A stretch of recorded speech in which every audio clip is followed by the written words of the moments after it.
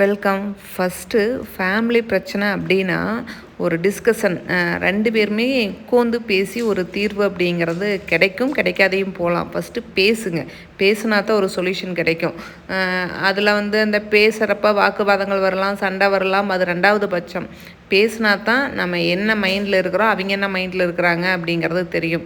நாம் பேசி அது ஒத்து வராத பட்சத்தில் ஒரு தேர்ட் பர்சனை கூட்டிகிட்டு சொல்லலாம். நீங்கள் சொன்னால் அவங்க கேட்பாங்க, நீங்கள் சொல்லி பாருங்க அப்படின்னு அது கூட்டிகிட்டு வரலாம்.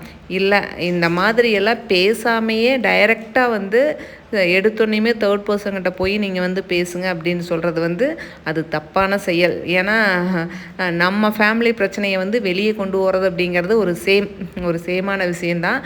அதில் இந்த தேர்ட் பர்சன் என்ன சொல்லலான்னா, என்னுடைய மைண்ட் செட்லேருந்து நான் சொல்கிறேன், சரிப்பா நான் பேசுகிறேன், ஒன்றும் பிரச்சனை இல்லை, ஃபஸ்ட்டு நீங்கள் டிஸ்கஸ் பண்ணுங்கள், எது ஒத்து வரலைன்னா நான் பேசுகிறேன் அப்படின்னு சொல்லலாம்.